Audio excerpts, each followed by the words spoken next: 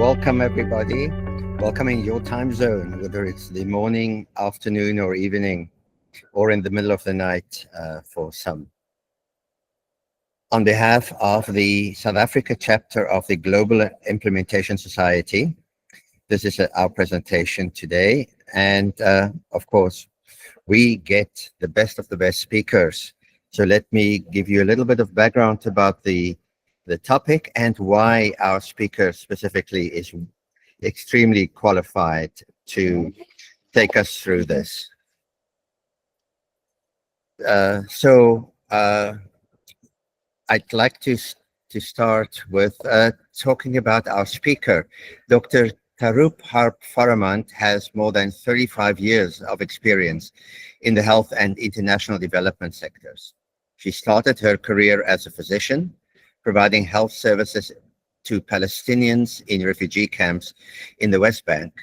She assumed senior leadership positions as direct U.S. aid staff, chief of party, and senior vice president before founding iDARE in 2011. She'll tell a little bit more about that a bit later. And this was to fulfill her vision to improve health outcomes for those in need. So iDARE has worked all over the world, in the US, Latin America, in Africa, the Middle East, and Southeast Asia.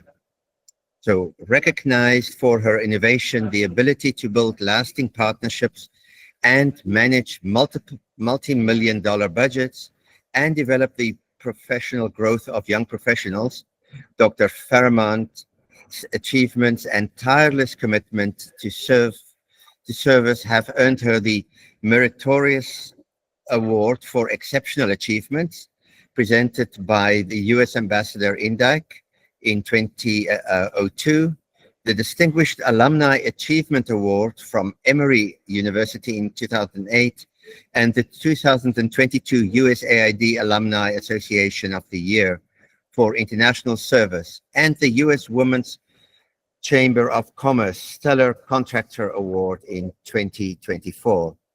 I know also that she is a part-time teacher at the GW University's MPH program, and that's where I came across Dr. Faramand.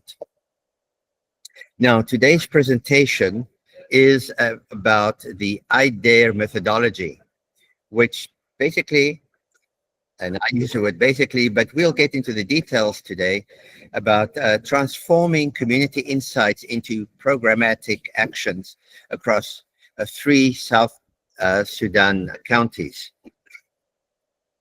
We'll be looking out for key implementation science lessons, including context-specific adaptation strategies, scalability considerations, and sustainability mechanisms for complex humanitarian settings. Without further ado, I'd like to invite Dr. Faramand to the virtual stage. Thank you so much. Can you all hear me well?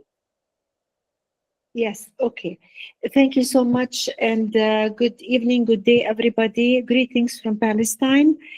Thank you so much for making time to join this session. I'm very excited about sharing with you information about the iDARE methodology and how we used it to improve health outcomes for persons affected by NTD, neglected tropical diseases, with a focus on South Sudan, because we applied the iDARE methodology globally, but today I will focus on South Sudan.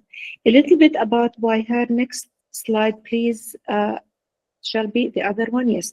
So we are a woman-owned small business. I started the company, as Jan Paul mentioned, in 2011.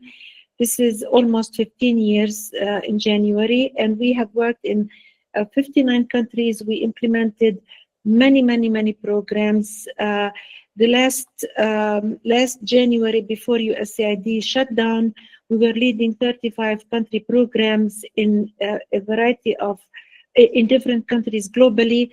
We focus on health, on education. We work on programs in agriculture, climate change, biodiversity, construction, energy, wildlife conservation, construction. Basically, we tested iDARE in multiple sectors globally, and I'm so excited to share with you the results of this methodology today. Next, please. We have 3 core functional offerings at iDARE. We provide technical implementation and innovation.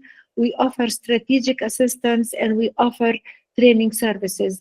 The program that I will be talking to you today about is falls under the technical implementation and innovation.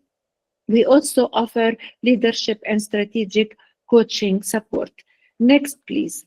So a little bit about neglected tropical diseases and its burden. Basically, now more than 1.5 billion people require neglected tropical diseases intervention.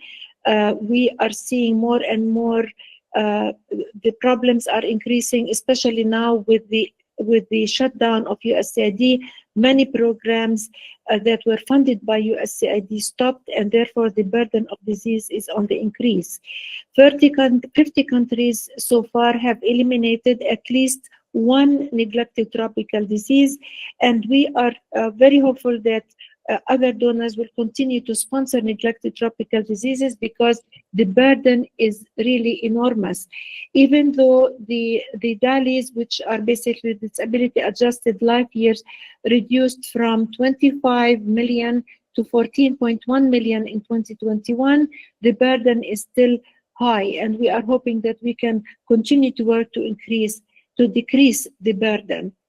The investments in neglected tropical diseases yield incredible benefits. Every dollar invested will lead to 25 net benefit related to improved health and improved productivity.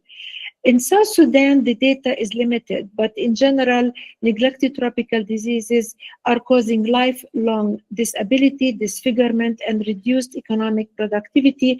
And mostly they are present, of course, among the rural poor and among pastoralists and people who are affected by displacement related to the humanitarian situation in South Sudan. Of course, there are many neglected tropical diseases in South Sudan. We are going to focus on only 6 of those because we want to focus on those diseases which are managed by preventive chemotherapy. In South Africa, I just want to give an example.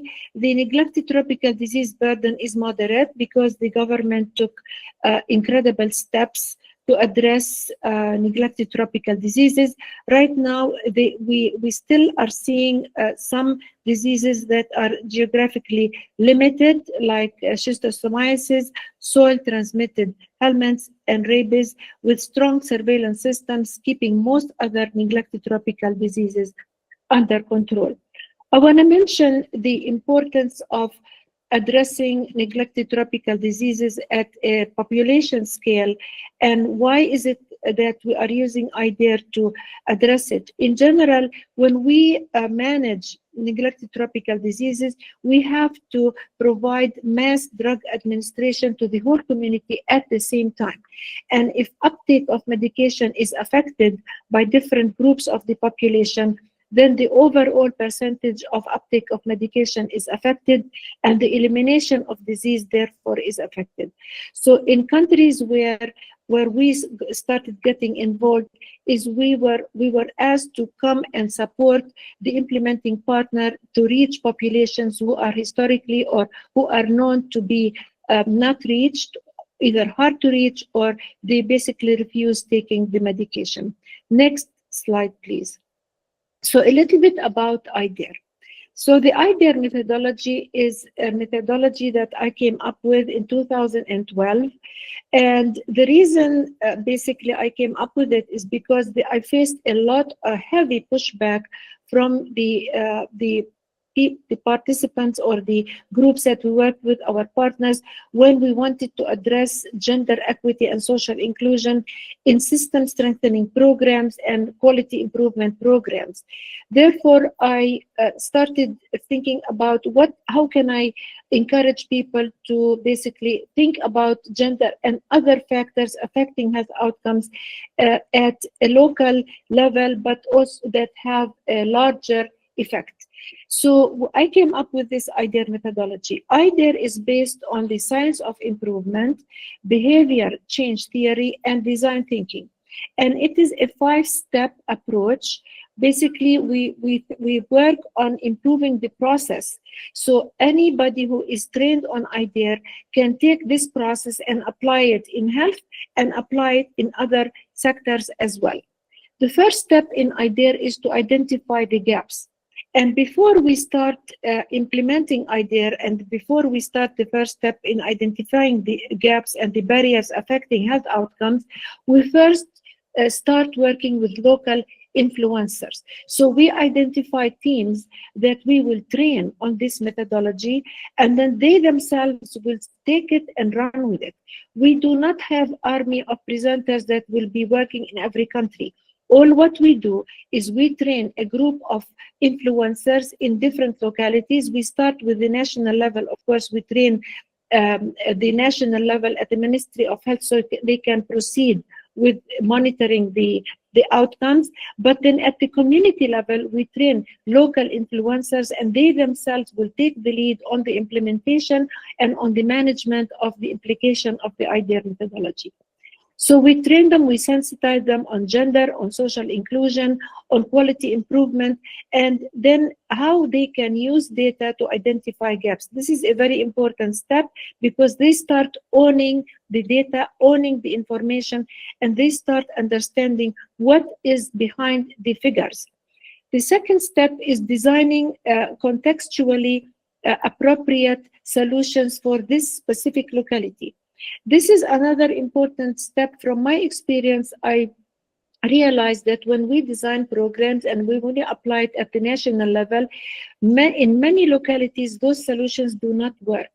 Therefore, we opted to start thinking about local solutions based on the local context. And local influencers understand the local context and understand what works for this specific locality. In South Sudan, we realized that in one locality, the teams identified solutions that might not work for another locality. Therefore, designing those solutions based on the needs is very important. The third step is the application and the continuous assessment of results. So the local influencers will apply those solutions, and then they will continuously test whether it's working or not based on data. So this is real-time data, and they measure whether the solutions are working or not. If they are not working, they go back to step 1, where they start identifying the gaps again and unfolding and looking into the reasons behind the fact that these solutions did not work. If the solutions work, they continue with the application, they record the results. There is a lot of learning, a lot of sharing, a lot of stakeholder engagement, and data is at the core of this methodology. And then, of course, when it works, the expansion starts rolling out, and we start moving into other districts and other areas. Next slide, please. Now, in South Sudan, the reason that we started applying iDARE is because, of course, we have a big issue and a persistent gap in reaching the hardest to reach populations in neglected tropical diseases program. Pastoralists, migrants, women, persons with disabilities, it has been persistent gaps in reaching those populations. So now we're applying iDARE, and I'll share with you some results later on. We realize that top-down strategies often miss context-specific, hyper-localized barriers. And you will see now from the presentation how each locality identified their own gaps and their own barriers. Conflict, mobility, climate change, rapid urbanization, and other sources of exclusion amplify inequities. And that's important to notice, because at the end of the day, we want to offer equitable access to services and equitable utilization of services. That's an important also fact that we are working on. Next slide, please. So how iDARE advances locally driven outcomes? Basically because it's flexible, agile, it's adaptable. We continuously look at data. We continuously change things if we want to change things.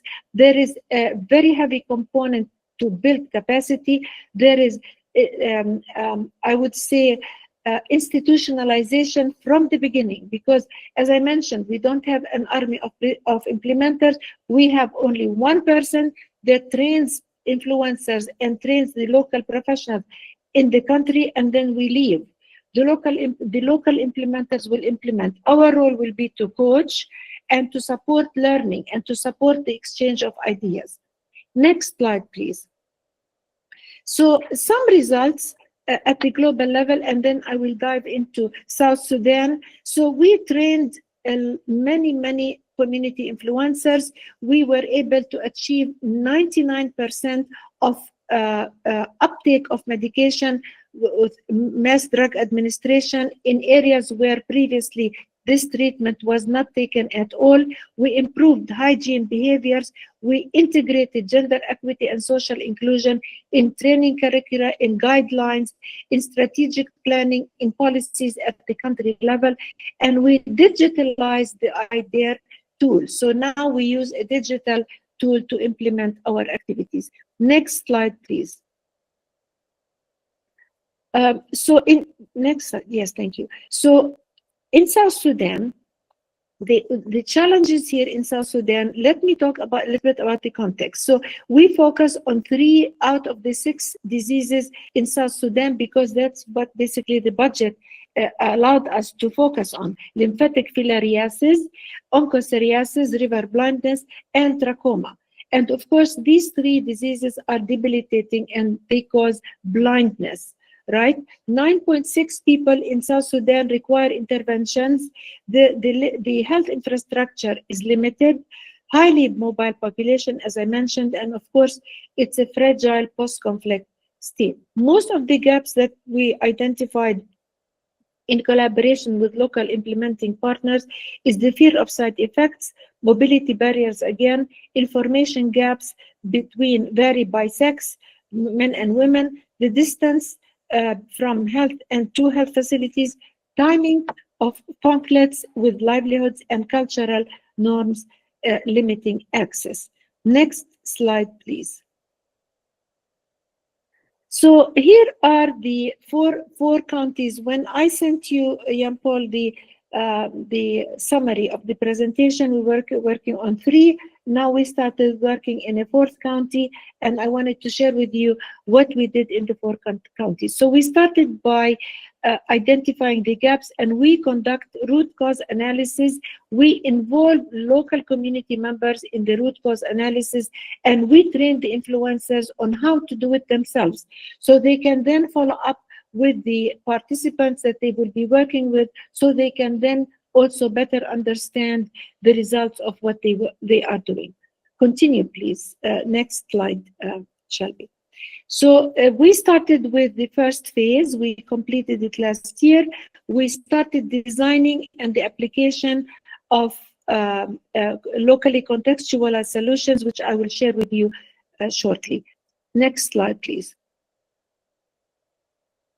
Next slide, Shelby. Yeah. So the key barriers that were identified. No, go back, please, Shelby. Thank you. So in identifying the key barriers, we look at the barriers in different ways. So the barriers, basically, we look at here from the geographic and infrastructure perspective, the mobility and access to information, the social, the sociocultural factors, and then the service delivery gaps. We also look at it, as you can see from the geographic distance, poor roads, remote cattle, the sociocultural factors, fear of side effects, gender differences in decision-making, also, of course, mobility and access to information, migration patterns, sex-differentiated information gaps, and so on. And then the service delivery gaps, insufficient BOMA health workers. BOMA is like a village, basically, and limited transportation for distributors and medication scarcity and stockouts because of the political situation. Next slide, please. I want to show you a different way we look at the barriers. So here we look at perceptions as well. So we look at how men and boys and how women and girls perceive the neglected tropical diseases pathway. So men, of course, this is their perception. They perceive that the primary exposure activities among men is because of their work in cattle farming, hunting, fishing, so they're always outside. They have frequent access, they have frequent contact with water. And as we know, it is a way of transmission of disease. For women, it's water collection, firewood gathering, basically the different roles, the gendered roles here that we are looking at. Access barriers also. So we look at it from the perception perspective as well. Next slide, please. So here we worked with the community influencers in South Sudan. I'm not gonna, this is recorded, so you can always go back and see the slide, and also happy to share the slides with you. But what we did, we trained the local influencers. We started in 2 counties, Aurial and Capueto, and they started focusing on the cohorts that are not taking the medication. So here we see in Aurial, we had 36 members of the community that refused categorically to take mass drug administration.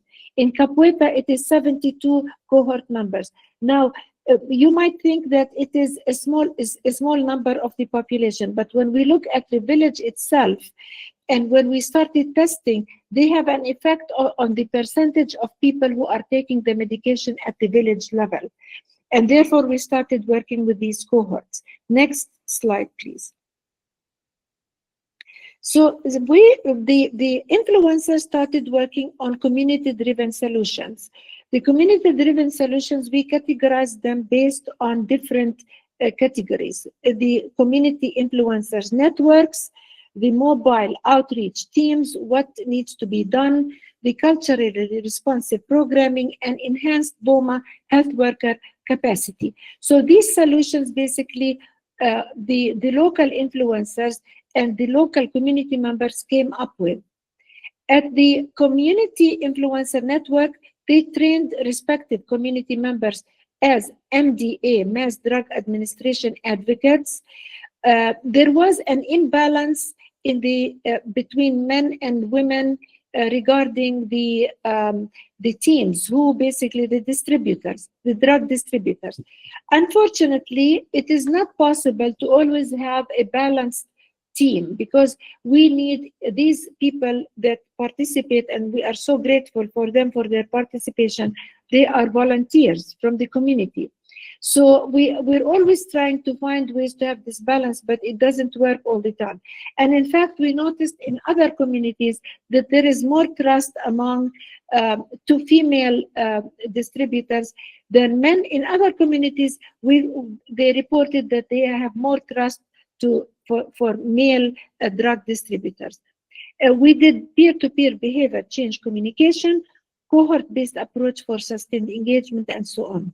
The mobile outreach team, basically, they identified, the influencers identified these solutions, that to equip men with motorcycles and mobile technology, to follow pastoralist migration routes, then to integrate timing of mass drug administration with market days, and then real-time GPS tracking for coverage gaps. So what happened is that they take one solution, they test it, and they see if it works. If it works, they continue and they add another solution. If it doesn't work, they go back and they keep unfolding and understanding what happens next. Next slide, please, Shelby. So now we also, what we do is the team categorizes the solutions by the population. So the first group of solutions were targeted by the category. And then they also think about, okay, we have mobile population, we need different solutions for them. We need hard to reach groups like internally displaced, like island communities. We need to think about solutions for them. There are also solutions related to water and sanitation activities, basically related to hygiene. What is it that they need to do? So as you can see, for the mobile population, they started mapping seasonal migration patterns, training peer distributors from cattle camps, scheduling mass drug administration outside the peak herding season, because we observed, especially among the pastoralists, and this is not news to all of you, you are familiar with it and you know, that cattle is critical and important. And we also observe that if we can combine the treatment of the cattle herders with programs that manage cattle, we noticed much better success. Basically, we call these one health. The hard to reach populations, house to house sensitization, we had to go from house to house to sensitize people. Temporary mass drug administration sites for nomadic groups. I want to just mention here a few things. Mass drug administration requires a lot of logistical planning, because we need the whole community to take the medication at the same time. And we need to achieve a certain percentage, at least 80% of the population in that community need to take the medication. And there is a lot of logistics from the supply chain management, to have the records in place, to have the distributors trained. So basically, it is not easy to just provide treatment ad hoc sites for treatment. However, the influencers were able to identify this solution, and they tested it and it's working. Temporary sites for nomadic group and so on. Next slide, please. So I want to mention a few things about the cultural integration and local ownership. I already mentioned that it is very important to involve traditional healers and to work with community leaders. The influencers that I mentioned, I keep mentioning influencers. Who are the influencers? The influencers basically are local members of the community who were identified by local members of the community as people who are basically, that they can influence behaviors. I am a person that I'm personally not influenced by anybody easily. But if my grandson tells me you need to have exercise or you need to go walk outside, he influences me. I'm just giving you an example. I don't know about you, but not everybody is influenced by the same person, right? So we are very keen on making sure that the community identify people who they want to work with and who influence the behaviors of community members. We cannot avoid involving traditional healers and the community leadership at the same time, because they are extremely important groups to help us with the misconceptions and to help us encourage people to basically take the medication. Next slide, please. So here is an example of how I just listed 5 challenges that the influencers identified during the implementation and how they adapted the responses to each of the challenges. I'm sorry for the very tiny font. So one of the challenges, male underrepresentation, I mentioned that earlier in data collection. It was impossible for us to have a balance. So what the team did is they started planning multiple household visits at varied times. So male data collectors can be involved, and of course we conducted sensitivity analysis for men who participated in this activity. Highly mobile pastoralist populations. So the team identified this solution. They started thinking about GPS tracking, coordination with livestock movement, flexible timing, and cattle camp outreach. Now, these solutions that I'm listing here, we could not have done this without the influencers and the program team coordinating with other stakeholders. This iDARE methodology enables us to bring other people to the team, to the discussion, because the team might identify a solution and then they think, okay, how are we going to apply it?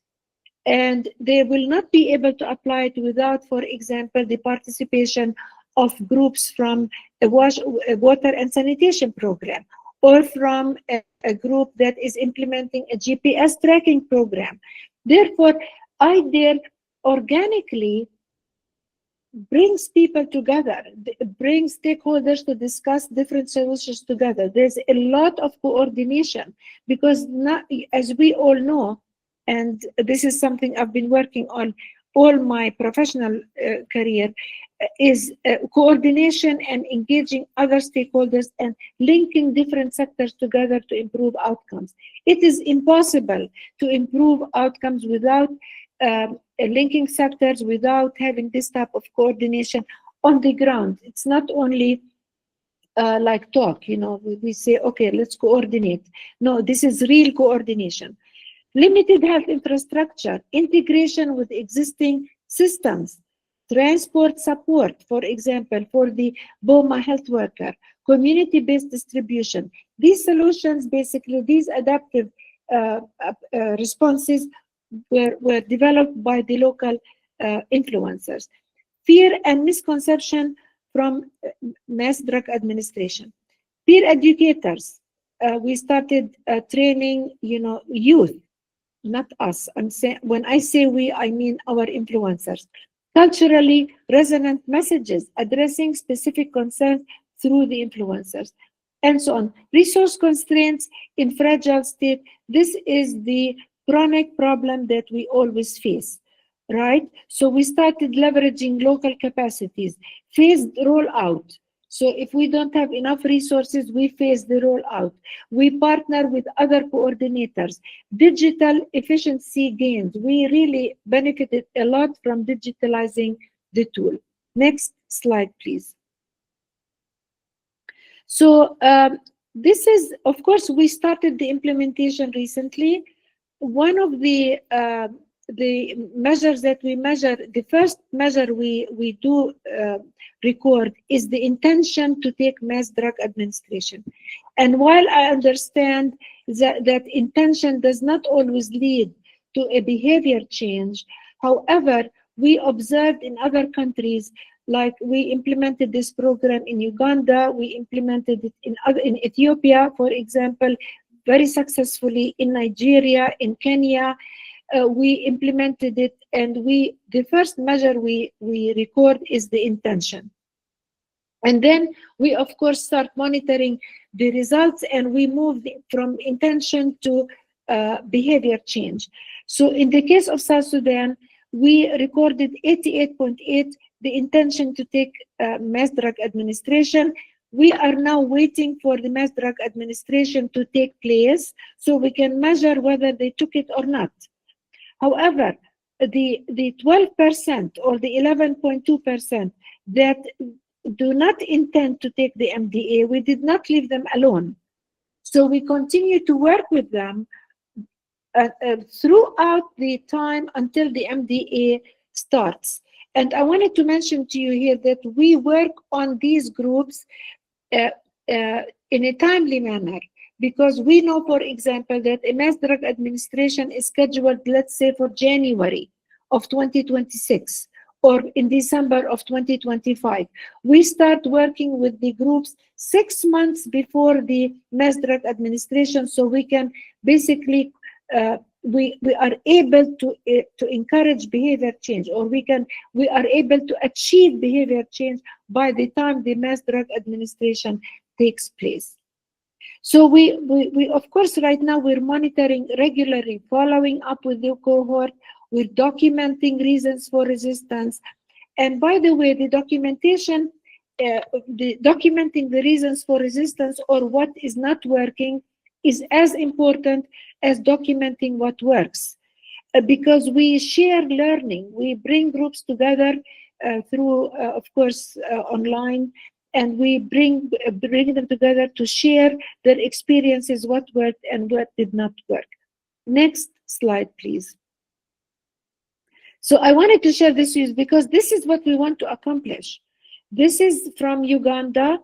We have 100% medication uptake in Moroto district and 97% medication uptake in Nabi Latuk district.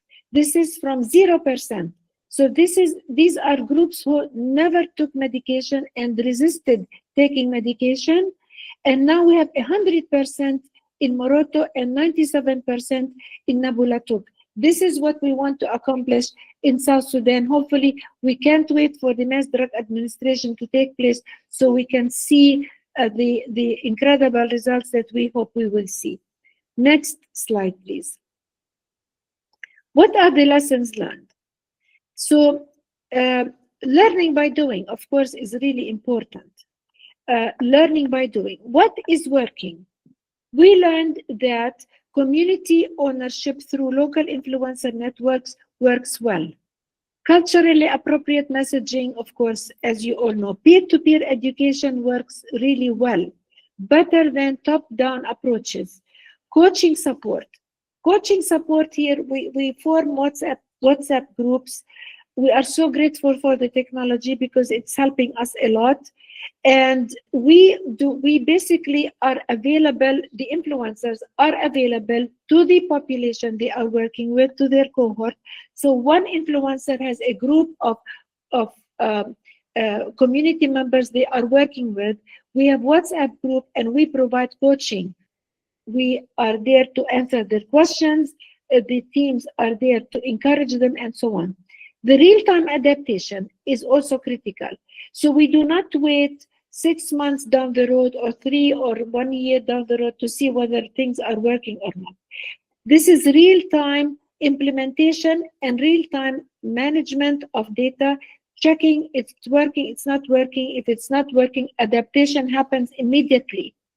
And then if it is not working, we immediately stop the activity. I would like to mention here that when a solution is developed, we always ask the question, is there any harm caused to any group? The do no harm principle is at the core of what we do. We're very careful when we implement activities. Is somebody going to be subjected to gender-based violence? Is there a member of the activity that will be, the safety will be compromised?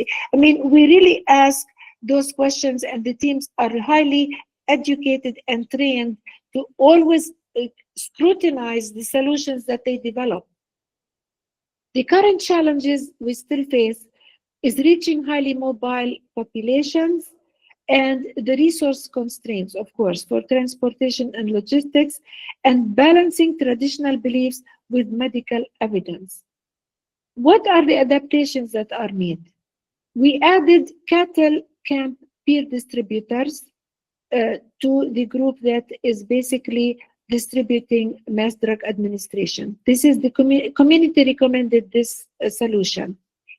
And when the community recommends a solution, people adhere. People take the lead on the solution and take the lead, and there is an accountability component here. And there is pride. They're very excited about the successes that they are achieving. Integrated traditional healers into sensitization activities, expanded door-to-door strategies for populations with disabilities, which is critical and important, and enhanced water and sanitation messaging in trachoma endemic areas.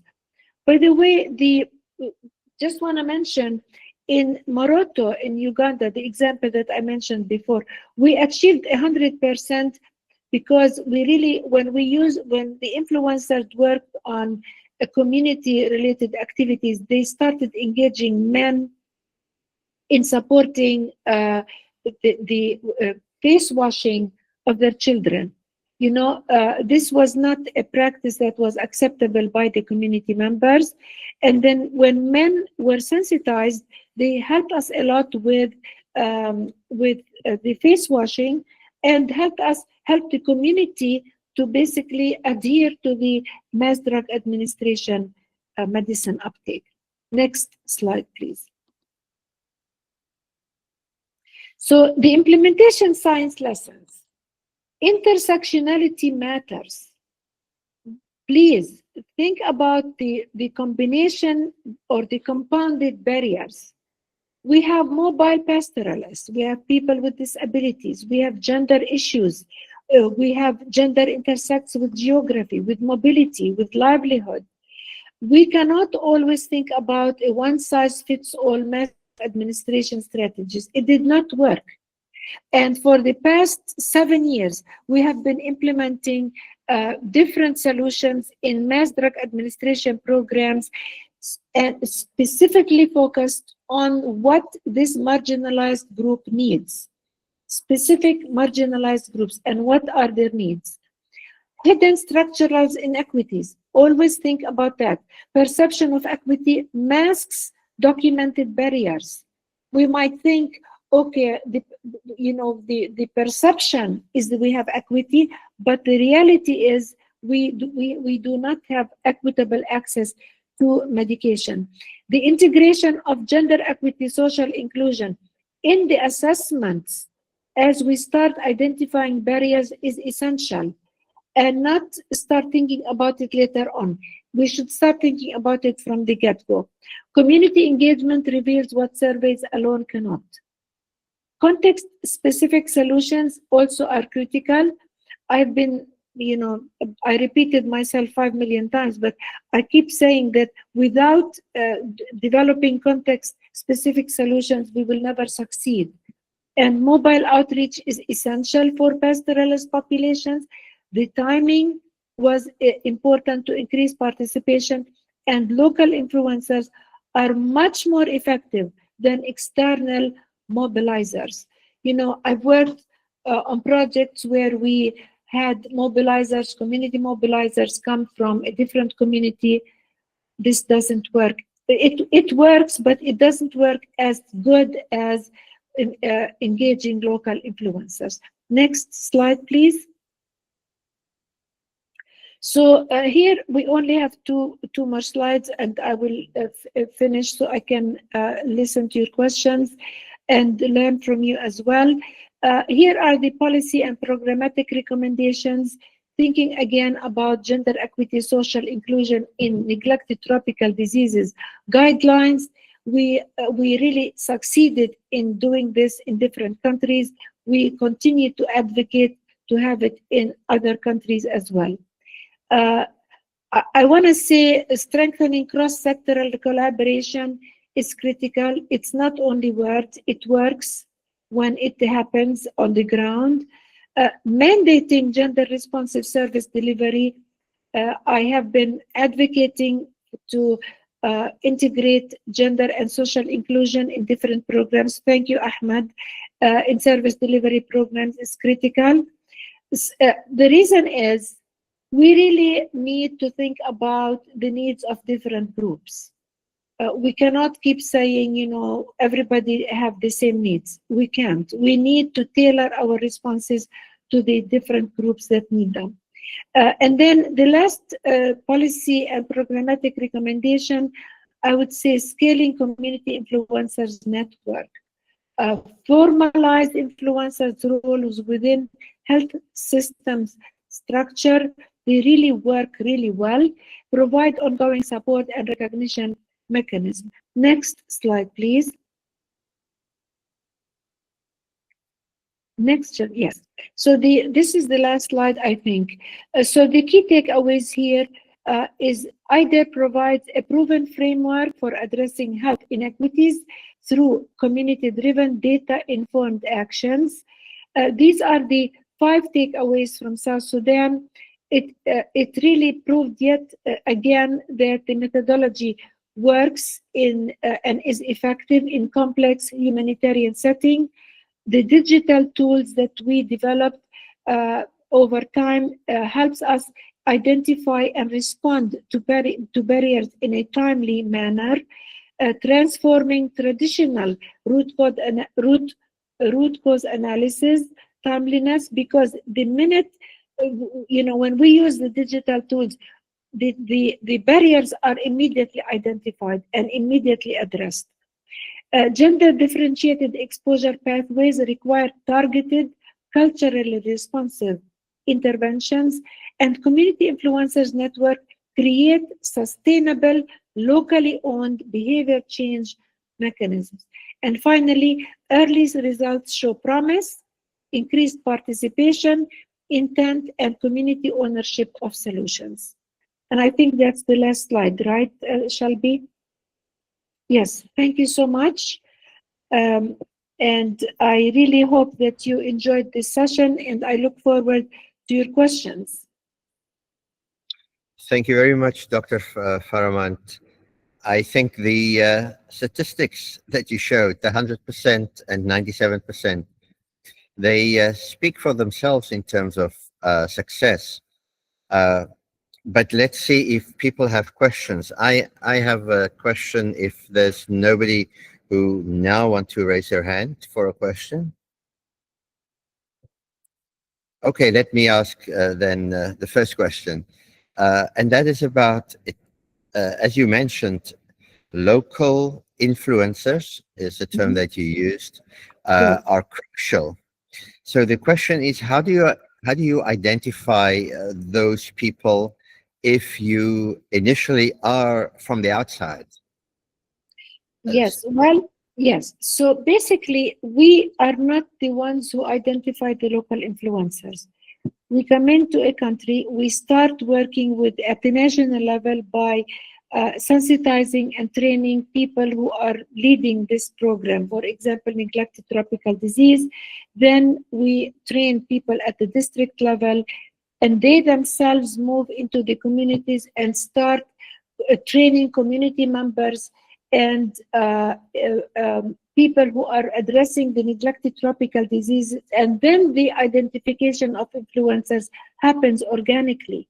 It's not us who decide who the influencers are, Jan Paul. Okay. Any questions from the audience, from others in the audience? There's a question here. How did you convince the families to bring their family members with disabilities forward for the MDA? So this is a very important question. Thank you, Teresa. Basically, the problem we faced in South Sudan is that we needed the distributors to reach persons with disabilities in their household. That's specific to South Sudan. Now, in other countries, local communities identified other solutions, right? But in South Sudan, in those communities, the suggestion or the solution that was developed by the locals is to basically reach persons with disabilities in their household. And therefore, the outreach to basically achieve this goal started happening at the community level with encouragement from the community. However, before we did this, sensitization, a very heavy focus on sensitization took place. Very heavy focus on sensitization to make sure it is successful.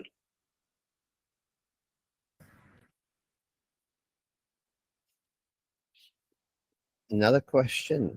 Teresa thanks you. Teresa Baird thanks you for that reply. Another question. Feel free to raise your hand, speak up, or type in the chat.